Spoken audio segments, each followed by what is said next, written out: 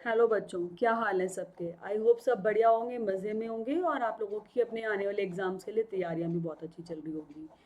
तो रिसेंटली मुझे कुछ लोगों के मैसेजेस आए, कुछ बच्चों ने मेरे को अप्रोच किया कि मैम पॉलिनॉमियल्स रिवाइज करा दीजिए क्विकली, क्योंकि चैप्टर थोड़ा बड़ा है और उसके अंदर बहुत सारे न्यू कॉन्सेप्ट्स हैं जो आप लोग फर्स्ट टाइम क्लास 9 में पढ़ रहे हैं, तो प्रॉब्लम आती है स्टूडेंट्स को। तो मैंने एक वीडियो रिकॉर्ड की थी आप लोगों के लिए इसी चैप्टर के इंट्रोडक्शन की, बट अनफॉर्चुनेटली जब मैंने उसको अपलोड करने के लिए देखा, अपलोड कर भी दी, उसके बाद मैंने देखा कि वॉइस का बड़ा इशू है उसके अंदर और आवाज़ क्लियर नहीं आ रही। तो मैंने वो नोट्स रखे हुए हैं एज इट इज़ अभी, और उन्हीं नोट्स को यूज़ करके मैं आप लोगों के लिए अब I am not going to write again, but I am going to explain you each and everything now. Okay, तो विदाउट एनी फर्दर डिले चलो हम लोग स्टार्ट करते हैं क्लास को। हाँ जी, तो ऑलरेडी लिख चुकी हूँ सब कुछ क्योंकि रिकॉर्ड कर लिया था। तो इसको देखते हुए ही चलेंगे, अभी जहाँ जहाँ ज़रूरत होगी मैं आप लोगों के लिए लिखूँगी। ठीक है, तो आपको ये चीज़ समझने की ज़रूरत है कि जो हमारे पास चैप्टर पॉलिनॉमियल्स है, वो चैप्टर जो है वो एलजेब्रा का एक पार्ट है। एलजेब्रा का पार्ट है, और एलजेब्रा क्या है? एलजेब्रा ब्रांच ऑफ मैथमेटिक्स है जिसके अंदर हम कुछ सर्टेन चीज़ों के बारे में पढ़ते हैं।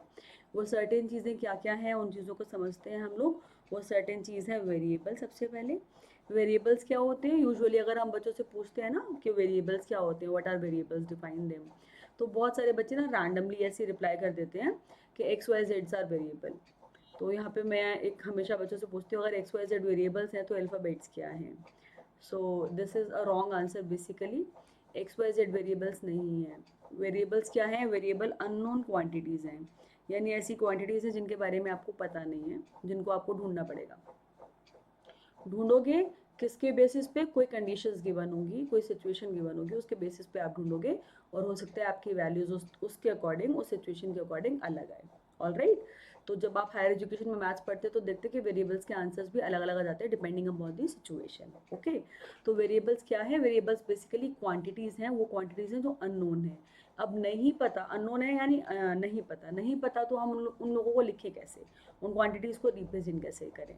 तो उन क्वांटिटीज़ को रिप्रेजेंट करने के लिए हम ऐसा ऐसा ऐसा दिखने वाले कोई भी सिंबल्स यूज़ कर सकते हैं। किसी भी सिंबल में कोई प्रॉब्लम नहीं है, बट प्रॉब्लम किस चीज़ में है कि ये सारे सिंबल किसी पर्टिकुलर लैंग्वेज से बिलोंग करते हैं। कोई किसी लैंग्वेज से, कोई किसी से, कोई ग्रीक से, कोई लैटिन से, कोई हिंदी लैंग्वेज का है, कोई प्रॉपर हमारा जो एशियन टाइम हिंदी लिखी होती थी वो वाला लेटर है। तो ये वाले सिंबल सबको नहीं आते, पूरे वर्ल्ड में सबको नहीं आते। तो मैथ्स में हम लोग कन्वेंशन के ऊपर बहुत वर्क करते हैं। कन्वेंशनली जो चीज़ें अवेलेबल होती हैं, जो चीज़ें पॉसिबल होती हैं, हम उसके ऊपर बड़ा ध्यान देते हैं। तो कन्वेंशन हमें ये बताती है कि एक लैंग्वेज है, there is a language which is universal, that is English. तो इंग्लिश लैंग्वेज यूनिवर्सल है, इसीलिए हम लोग इंग्लिश लैंग्वेज के लेटर्स को, इंग्लिश लैंग्वेज के अल्फ़ाबेट्स को यूज़ कर लेते हैं अननोन क्वांटिटीज़ को रिप्रेजेंट करने के लिए।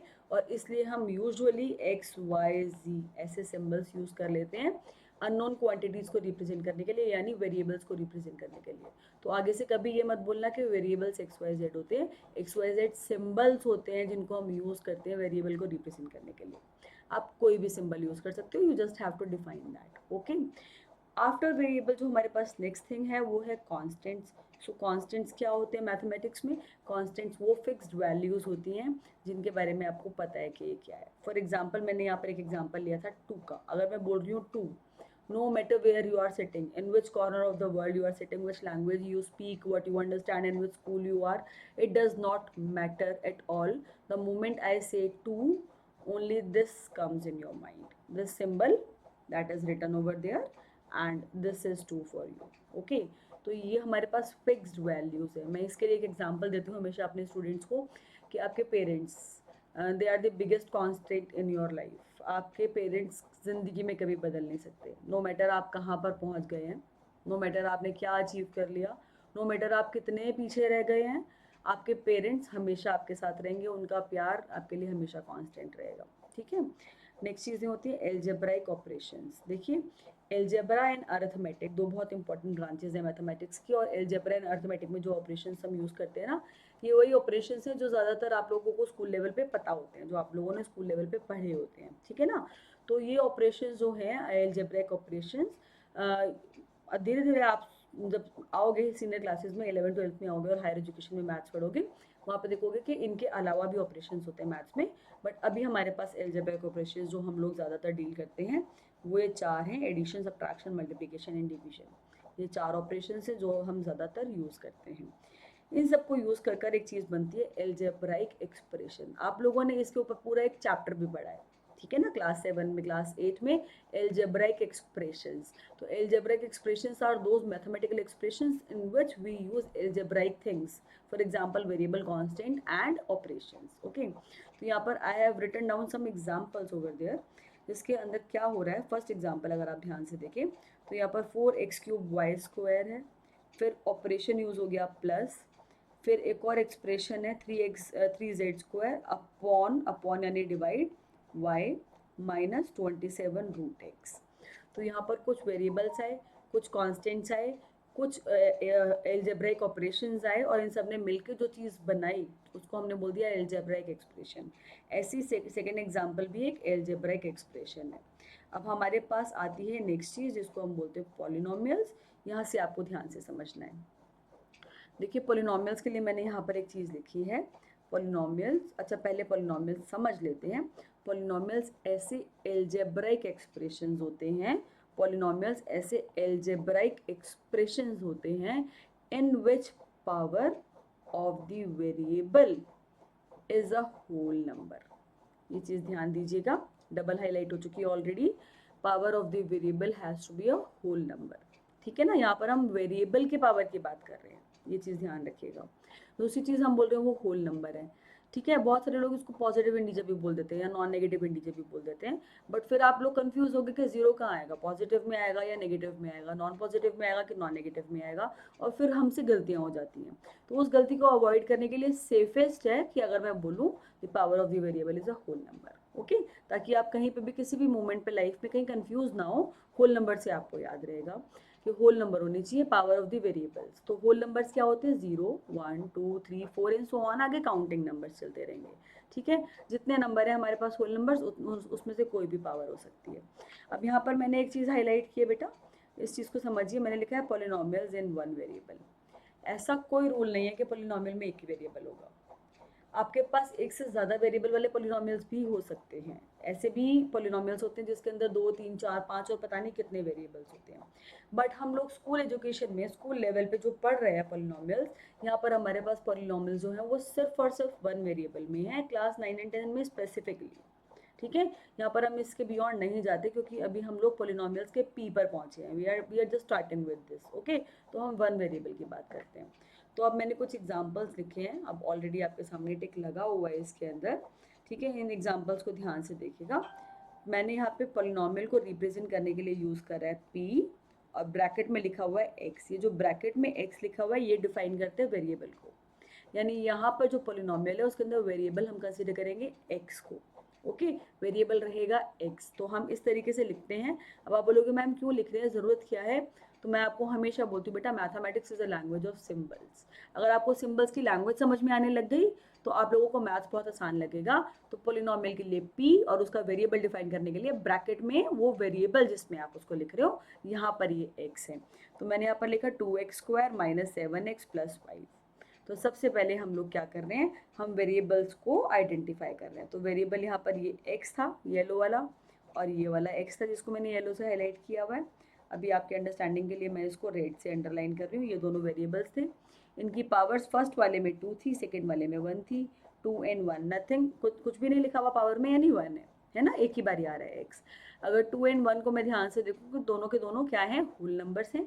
पावर क्या है, 2 and 1 है, दोनों के दोनों होल नंबर्स हैं, तो यानी ये क्या बन गया, ये पॉलिनोमियल बन गया। ऑल राइट, ऐसी पी वाई लिखा हुआ है, यानी मैं अपना पॉलिनोमियल किसकी फॉर्म में अब डिफाइन कर रही हूँ, वाई की फॉर्म में डिफाइन कर रही हूँ। यानी सेकेंड एग्जाम्पल में मेरा वेरिएबल क्या रहेगा, वाई रहेगा। ऑल राइट, तो सेकेंड एग्जाम्पल को ध्यान से देखिए। यहाँ पर मैंने लिखा है 3y³ और वहाँ पर साथ में और कहीं y नहीं है, तो y एक ही जगह है, उसकी पावर है 3। पावर अगर 3 है, 3 एक होल नंबर होता है, तो ये भी एक पॉलिनोमियल बन गया। All right, similarly third example में वेरिएबल किसको कंसिडर करेंगे हम, थर्ड एग्जाम्पल में हमारा वेरिएबल है t, ओके, क्यू टी। अब आप बोलेंगे मैम अभी तक तो p लिख रहे थे, अब क्यों लिख दिया, तो that is fine, this is a way of writing, we all are humans, मेरा एक अलग नाम है, आपका एक अलग नाम है ना। बट हम उसको रिप्रेजेंट करने के लिए ऐसे लिखते हैं। मैंने एक ही इक्वेशन में, एक ही सिचुएशन में 2 3 4 अगर मैं पॉलिनोमियल्स को यूज़ कर रही हूँ तो सबको तो पी एक्स नहीं लिख सकते ना, है ना। किसी को पी एक्स लिख दिया, किसी को क्यू एक्स लिख दिया, किसी को आर एक्स लिख दिया, सबके वेरिएबल एक्स हैं। ओके, तो हम ये जो हमने ब्रैकेट के बाहर जो लिखा हुआ है पी क्यू आर, इसको भी चेंज कर सकते हैं। All right, so this is just a way of writing. तो मैंने क्यू टी लिख दिया, यानी क्यू मेरा एक पॉलिनोमियल है जिसके अंदर टी वेरिएबल रहेगा। जहाँ जहाँ पर टी आएगा हम उसको वेरिएबल कंसिडर करेंगे। तो यहाँ पर जहाँ जहाँ मेरे पास टी था वहाँ वहाँ मैंने उसको हाईलाइट किया है येलो कलर से, और उनकी पावर है 1 over there and 2 over there. ठीक है, यहाँ पर कुछ भी नहीं है, यानी 1 है, यहाँ पर 2 है। ठीक है, अब यहाँ पे प्रॉब्लम किस में आ रही है? प्रॉब्लम आ रही है ये ब्लू हाईलाइट्स में, √2, √3, √5। क्या इनकी वजह से ये पोलिनोमियल बनेगा? यहाँ पे √2 का मतलब है power is half, and half is not a whole number. अभी हम लोगों ने डिस्कस किया कि power of the variable has to be a whole number, but half is not a whole number. तो अब ये क्या पोलिनोमियल है? ये अभी भी एक पोलिनोमियल है। रीज़न क्या है इसके पीछे? रीज़न ये है कि हाफ पावर एक कांस्टेंट की है। 2 इज़ अ कांस्टेंट, कांस्टेंट की पावर हाफ है। कांस्टेंट की पावर जो मर्जी हो, हमें कोई फ़र्क नहीं पड़ता। We are not bothered about the constant. हमें सिर्फ और सिर्फ वेरिएबल की पावर देखनी है कि वेरिएबल की पावर जो है वो एक होल नंबर होनी चाहिए। तो yes, third is also an example of a polynomial. चलिए नेक्स्ट पर चलते हैं। अब नेक्स्ट को अगर हम ध्यान से देखें तो नेक्स्ट हमारे पास है फोर्थ। यहाँ पर हमारे पास क्या हो रहा है, अगर हम ध्यान से इसको ऑब्जर्व करें तो ये वाला जो केस है, यहाँ पर हमारे पास w² आ गया डिनोमिनेटर में। तो जब तक w² डिनोमिनेटर में है हम चेक ही नहीं कर सकते, हमें उसको सिंप्लीफाई करना पड़ेगा, और सिंप्लीफाई करने के बाद वेरिएबल्स न्यूमरेटर्स में आने चाहिए। जैसे ही वेरिएबल को न्यूमरेटर में लिखते हैं हम अगले स्टेप में, तो हम देखते हैं w की पावर क्या बन जाती है, -2। -2 is not a whole number, that is a negative integer. तो ये क्या है? ये एक नॉन एग्जाम्पल ऑफ पॉलिनोमियल है। This is not an example of the polynomial. All right, this is not a polynomial.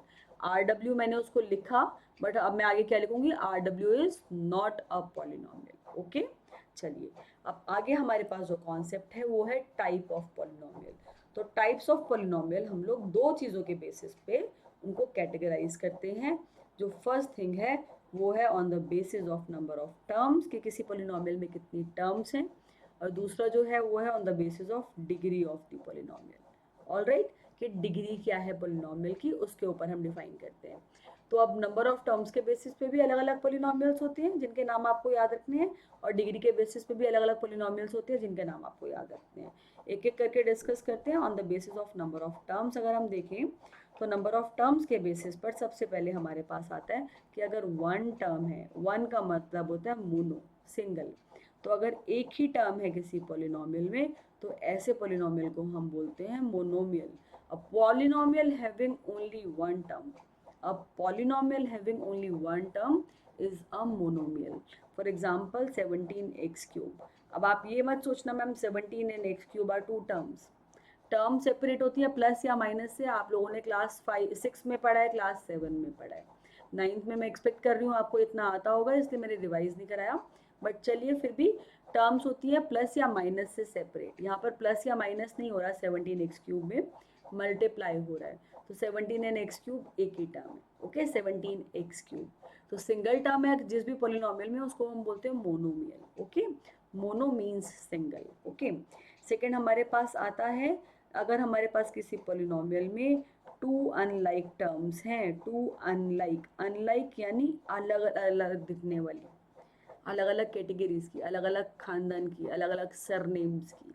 Okay, for example अगर मैं बोल रही हूँ 7x² and 5y², x² and y² are two different surnames, तो ये unlike terms हो गई। ओके, अगर मैं बोल रही हूँ x³ and 15x², तो x³ and x² दो अनलाइक टर्म्स हो गई, we can not combine them. तो दो अनलाइक टर्म्स होनी चाहिए। ऑलराइट, क्या होनी चाहिए? दो अनलाइक टर्म्स। हाँ जी, तो दो अनलाइक टर्म्स होनी चाहिए। आई होप ये चीज़ आपको क्लियर हो रही है। तो एग्जाम्पल देखिए ज़रा, अगर मेरे पास किसी भी बायनॉमियल में दो अनलाइक टर्म्स हैं तो हम उसको बायनॉमियल बोलेंगे। किसी भी पॉलिनॉमियल में दो अनलाइक टर्म्स हैं तो हम उसको बायनॉमियल बोलेंगे। अब एग्जाम्पल में देखिए ज़रा, फर्स्ट एग्जाम्पल में मेरे पास दो टर्म्स हैं, एक है 17x³ बीच में माइनस आ रहा है, एक है 12x²। तो जहाँ पे भी प्लस या माइनस आता है वहाँ पर ब्रैकेट्स लगा दीजिए, आपको नंबर ऑफ टर्म्स पता चल जाएंगी, ठीक है ना। तो माइनस आया था तो मैंने रेड ब्रैकेट्स लगा दिए, तो मेरे को टर्म्स पता चल गई। दो टर्म्स हैं, एक है x³ की और एक है x की, है ना। तो दोनों के सरनेम्स अलग है, एक का सरनेम x³ है और दूसरे का सरनेम सिर्फ x है। तो ये दोनों क्लब नहीं हो सकते, ये दोनों कंबाइंड नहीं हो सकते, यानी ये दोनों अनलाइक टर्म्स हैं। दो अनलाइक टर्म्स हैं तो ये पॉलिनॉमियल क्या कहलाएगा, बाइनॉमियल। एग्जाम्पल नंबर 2 में आ जाइए। यहाँ पर मेरे पास दो टर्म्स हैं। फर्स्ट टर्म क्या है, फर्स्ट टर्म में 13x² आ रहा है। थोड़ा ज़्यादा डार्क हो गया ये कलर, तो मैं हाइलाइटर के लिए एक लाइट कलर यूज़ कर लेती हूँ। हाँ जी, तो मेरे पास यहाँ पर 13x² आ रहा है और यहाँ पर क्या है 15x²। पहले वाले भी शर्मा जी हैं और दूसरे वाले भी शर्मा जी हैं, दोनों के सरनेम सेम है, तो दोनों के दोनों इकट्ठे हो गए, एक ही फैमिली के हैं। 13 एंड 15 ऐड होकर बन गया 28x² ही बने हैं अभी, है ना। तो दोनों टर्म्स कंबाइन होके एक सिंगल टर्म बना रही है, सिंगल बना रही है, तो ये मोनोमियल कहलाएगा, बायनोमियल नहीं कहलाएगा। ओके, तो आपको हमेशा जब भी ऐसे क्वेश्चंस आएंगे, एग्जांपल्स आएंगे, सॉल्व करने के लिए आएंगे, पूछा जाएगा, तो हमेशा आपको ये चीज़ ध्यान रखनी है, सिंप्लीफाई कीजिए, सिंप्लीफाई करके देखिए कि फाइनली आप कहाँ पहुँच रहे हैं, दो टर्म पर हैं कि एक टर्म पर हैं। अब अगले एग्जाम्पल में मुझे तीन टर्म्स नज़र आ रही थी, प्लस माइनस से जब मैंने रेड कलर के ब्रैकेट्स लगा कर सेपरेट करा तो तीन टर्म्स नज़र आ रही थी। अब उन तीन टर्म्स को जब मैंने ध्यान से देखा तो मेरे पास एक टर्म है x की, थर्ड टर्म भी किसकी है, x की है। जब दो टर्म्स x की हैं उनको मैं क्लब कर रही हूँ तो मेरे पास 16x - 6x बन गया 10x, और एक टर्म बीच में मेरे पास बची 32x³ की, जो कि ये है। तो देखने में तीन टर्म्स दिख रही थी, लेकिन जब मैंने उनको सॉल्व करके कंबाइन किया तो मेरे पास दो टर्म्स बची, ठीक है ना। तो तीन टर्म्स के अंदर दो लाइक टर्म्स थी, उन दोनों को क्लब करना पड़ेगा। क्लब करने के बाद जो मेरे पास फाइनली आ रहा है वहाँ पर मेरे पास दो अनलाइक टर्म्स आ गई हैं। तो अब मैं कह सकती हूँ कि दो अनलाइक टर्म्स हैं, तो ये क्या बन गया, बायनॉमियल बन गया। ऑलराइट, सिमिलरली अगर थ्री अनलाइक टर्म्स हैं तो उसको ट्राइनॉमियल बोलते हैं।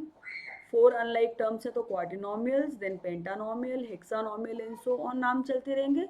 बट हमारे पास इस कॉन्सेप्ट से इससे ज़्यादा कुछ कोर्स में आता नहीं है, तो आपको इतना काफ़ी है। यहाँ पर आप लोगों का होमवर्क है कि ट्राइनोमियल के कम से कम तीन एग्जाम्पल लिखिए, जहाँ पर मैंने आपके लिए छोड़ दिया। यहाँ पर एटलीस्ट 3 एग्जाम्पल्स लिखिए, ठीक है, ट्राइनोमियल के 3 एग्जाम्पल्स लिखिए। आगे आते हैं केस 2 में, जब हम पॉलिनोमियल को डिफाइन करते हैं on the basis of degree. तो डिग्री के बेसिस पर डिफाइन करने से पहले डिग्री होती क्या है ये समझ लीजिए। ये समझ में आ जाएगा तो उसके बेसिस पर डेफिनेशंस भी बड़े आराम से हो जाएंगी। तो डिग्री क्या होती है बेसिकली बेटा, डिग्री होती है हाईएस्ट पावर किसकी, of the variable in the polynomial. जहाँ जहाँ वेरिएबल्स हैं सबको मार्क कर लीजिए, जहाँ जहाँ वेरिएबल है सबको मार्क कर लिया। जहाँ जहाँ वेरिएबल्स हैं उन सब की पावर्स को देख लीजिए, उनकी पावर्स को देख लिया। इन पावर्स में सबसे हाईएस्ट पावर कौन सी है, इन पावर्स में सबसे हाईएस्ट पावर 7 थी, तो 7 क्या बन गई, डिग्री बन गई। आई बात समझ में, सिंपल है। जहाँ जहाँ आपके पास वेरिएबल है उनको मार्क कर लीजिए, जहाँ जहाँ पर वेरिएबल है उनकी पावर्स देख लीजिए, इन पावर्स में से जो हाईएस्ट है उसको मार्क कर लीजिए, वो आपकी डिग्री बन गई। ओके, तो पावर से ही डिग्री पता चलती है। बट पावर क्या क्या पॉसिबल है, होल नंबर। तो हम सारे होल नंबर्स के लिए, उनमें से कुछ भी हो सकती है डिग्री, सारे होल नंबर्स के लिए पोलिनोमियल्स को अलग अलग नेम देते हैं। फर्स्ट बड़ा इंपॉर्टेंट है, बड़े ध्यान से समझिएगा। सबसे पहले हम देखते हैं कि अगर हमारी पावर ऑफ द वेरिएबल 0 है, यानी डिग्री 0 है, सबसे ज़्यादा बड़ी डिग्री 0 है, तो क्या होगा। ध्यान से, जहाँ जहाँ मैं हाइलाइटर चला रही हूँ ना वो चीज़ देखिएगा, पहले पूरा इकट्ठा पढ़ने की कोशिश मत करो, जहाँ जहाँ हाइलाइटर जा रहा है वो देखिएगा, क्योंकि मैंने आपको बताया मैं ऑलरेडी रिकॉर्ड कर चुकी थी, वॉइस प्रॉब्लम हुई तो मुझे दोबारा करना पड़ रहा है। तो देखिए ज़रा, ठीक है। मैं कह रही हूँ कि मेरे पास 2 × x⁻0 है, पोलिनोमियल है, 2 × x⁻0, x⁻0 कंडीशन ये है कि वेरिएबल नॉन जीरो होना चाहिए। Okay, 2 into X raise to power zero का मतलब हुआ 2 into any number raise to power zero, any number other than zero raise to power zero. Okay, X क्या है, नॉन जीरो है, तो वो क्या बन जाएगा, X raise to power zero will become 1, तो 2 into 1 will become 2। Similarly 7 into Y raise to power zero, अब मैं यहाँ पे कह रही हूँ वाई नॉन जीरो होना चाहिए, वाई नॉन जीरो है क्योंकि वाई वेरिएबल है, वाई नॉन जीरो होना चाहिए। नॉन जीरो की जीरो पावर होगी तो वो क्या बन जाएगा, 1 बन जाएगा, तो 7 इंटू 1 क्या बन गया, 7। तो in both cases what I am getting as my answer, I am getting a constant। okay, तो ऐसे पोलिनोमियल्स जिनकी डिग्री जीरो होती है उनको कांस्टेंट पोलिनोमियल बोलते हैं, या फिर आप कह सकते हैं कि every non zero constant is the constant polynomial. अब मैंने एम्फसाइज करा वर्ड नॉन जीरो पर, ये क्यों करा ये भी आपको आगे समझाती हूँ, ये स्पेशल केस है। ओके, तो कांस्टेंट पोलिनोमियल क्या होते हैं, every non zero constant number is a constant polynomial. every every non-zero constant number is a constant polynomial। go with the highlights जो मैं अभी लिख रही हूँ, ठीक है ना। every non-zero constant number is a constant polynomial। अब मैं नॉन जीरो क्यों बोल रही हूँ, मैं नॉन जीरो पे इतना एम्फोसाइज क्यों कर रही हूँ, जीरो ने ऐसा क्या पाप कर दिया, जीरो ने ऐसा क्या कर दिया जो मैं हमेशा नॉन जीरो की तरफ ज़्यादा ध्यान दे रही हूँ इसके अंदर। तो जीरो एक स्पेशल टाइप ऑफ पॉलिनोमियल है, ये एक स्पेशल केस है, इसको समझिए। सपोज मैं जीरो को पिक करती हूँ, तो मैं जीरो, अगर मैं ये क्लेम करना चाह रही हूँ कि जीरो की डिग्री भी जीरो होनी चाहिए, तो जीरो को मैं X raise to power zero के साथ मल्टीप्लाई करके लिख सकती हूँ, पॉलिनोमियल है। Yes, zero into X raise to power zero is zero, that is fine. तो यहाँ से मुझे पता चलता है कि डिग्री जीरो होनी चाहिए। बट कोई मिस्टर वाई खड़े हुए, वो कहते हैं मैम जीरो को तो मैं किसी से भी मल्टीप्लाई करूँ, X raise to power one से मल्टीप्लाई करूँ तो भी जीरो आता है, तो डिग्री वन होनी चाहिए। इनको देख के किसी तीसरे की आत्मा जागी, वो कह रहा है कि मैम जीरो को तो मैं एक्स क्यूब से भी कर दूंगा ना तब भी जीरो ही आएगा, तो डिग्री थ्री होनी चाहिए।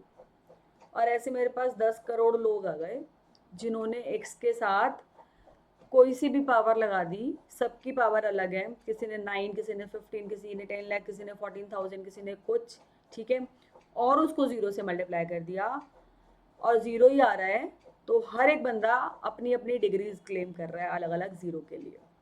तो ये तो कॉन्ट्रडिक्शन हो गई ना बहुत बड़ी, ये तो पॉसिबल नहीं है ना। तो जीरो की यानी आप कह रहे हो कि कोई भी नंबर ले लो आप, वो जीरो की डिग्री है, नहीं, ऐसा नहीं हो सकता है ना। तो ऐसे केसेस जहाँ पर हम एक पर्टिकुलर रिजल्ट तक नहीं पहुँच पाते हैं, या हम एक पर्टिकुलर नंबर के लिए क्लेम नहीं कर पाते हैं, जैसे जीरो को जीरो से डिवाइड करेगा तो क्या आएगा, 1 आएगा, नहीं, 2 आएगा, नहीं, 0 आएगा, नहीं, नहीं पता है ना। तो ऐसे फॉर्म को हम बोलते हैं इनडिटर्मिनेट फॉर्म।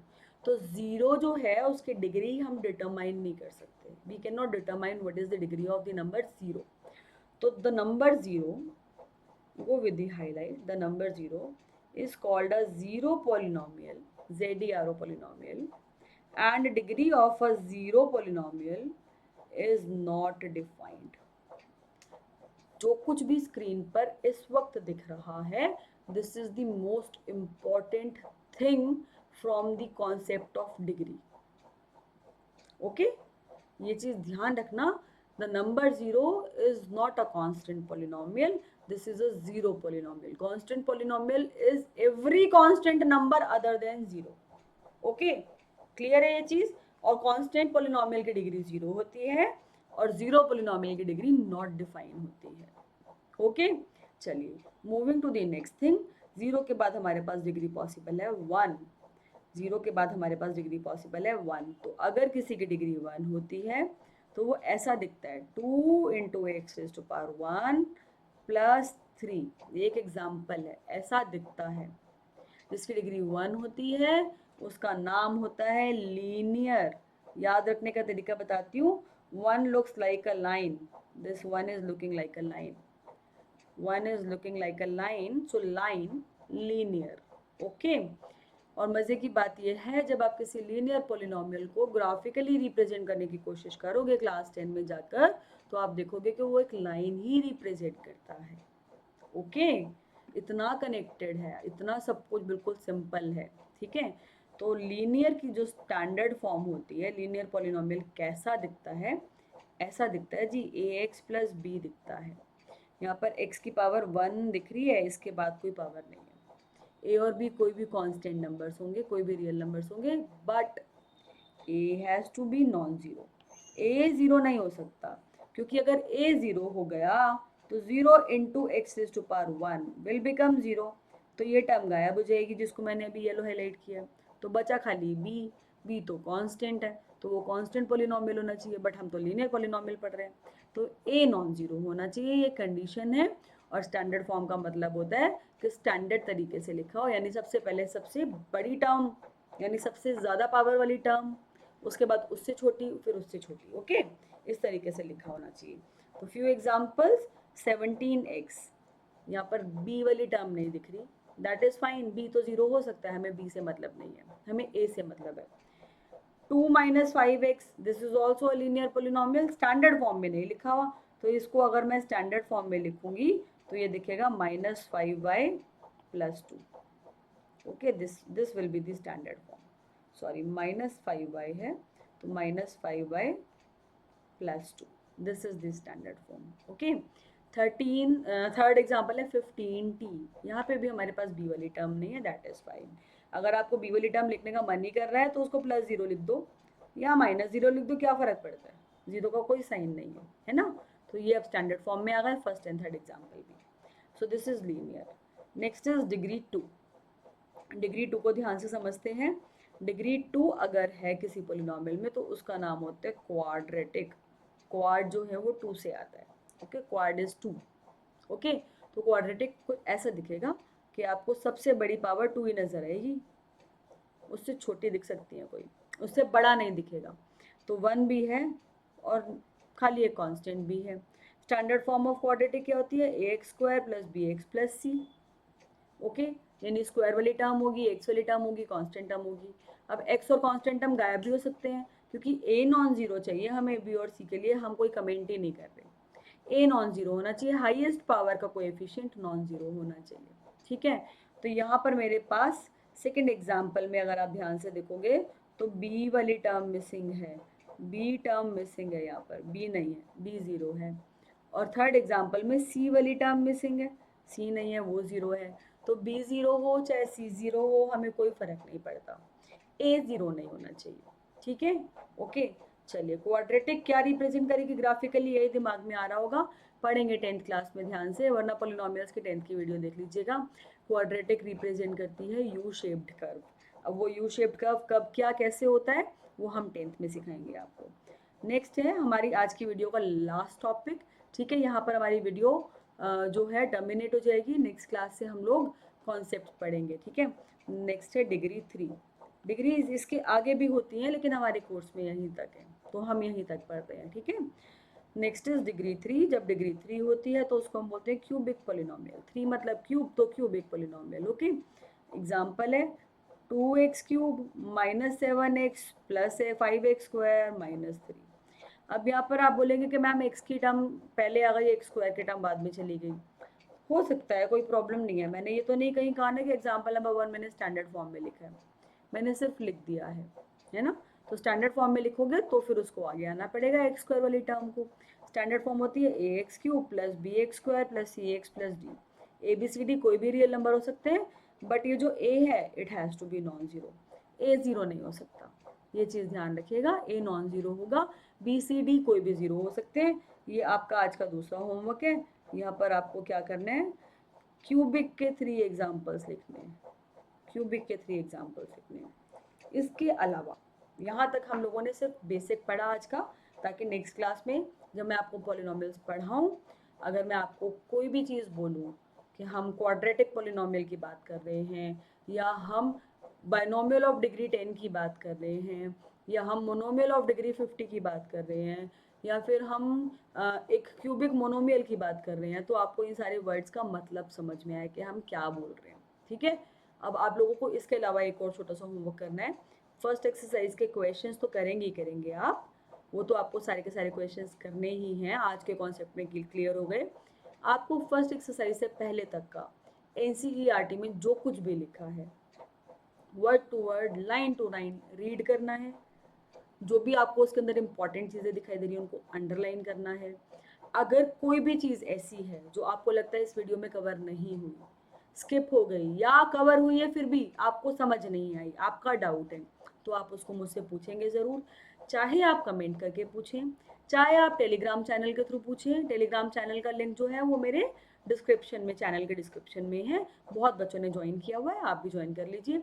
बट आप लोग अपने डाउट्स पूछेंगे ज़रूर, अपने डाउट्स ज़रूर मुझसे क्लियर कीजिएगा, तभी आगे पढ़ने में मज़ा आएगा। ठीक है, तो इतना कर कर आप लोग नेक्स्ट वीडियो में मुझसे मिल रहे हैं। मिलते हैं फिर नेक्स्ट वीडियो में, तब तक के लिए goodbye everyone, take care.